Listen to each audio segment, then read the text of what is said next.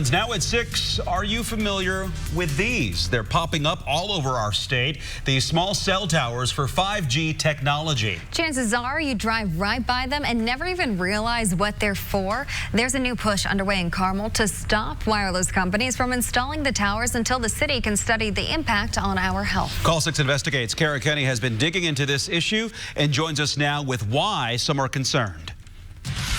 We're outside of Creekside Middle School in Carmel. Just feet away from the entrance, a new small cell tower attached to a light pole. Gail Thomas is a stay-at-home mom who's lived in Carmel for 5 years. In recent months, she's grown concerned about small cell towers popping up near schools, bus stops, and residential areas. This one on Shelbourne has a warning label down low about radio frequency and another up high. It's so high up there, you really need to be on a ladder. Wireless companies are installing the infrastructure to improve their network speed to 5th-generation cell network technology, or 5G for short. The big reason that concerns me is because of the proximity to homes. So they're basically inching closer and closer to houses. And that matters because we don't want to put an unknown risk near our homes before we know a little bit more about what that radio frequency can do. The president of the Carmel Cable and Telecommunications Commission is also concerned about the impact on health.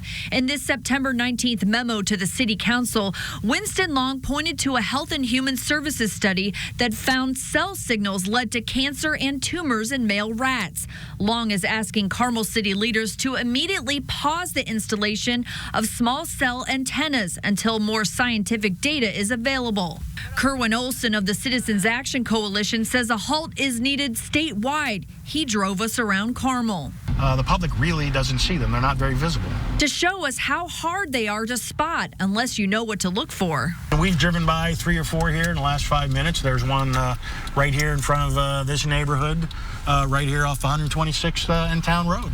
The homeowner of this house didn't want to go on camera, but told me she had no idea the black circular thing is a small cell tower. No one told her, and Olson says no one has to.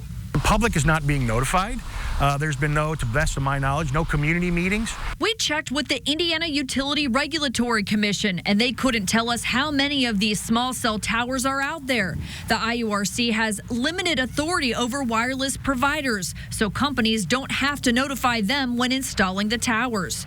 We reached out to AT&T, who told us they're actively laying the foundation for a nationwide 5G network, but they can't speak to specific locations.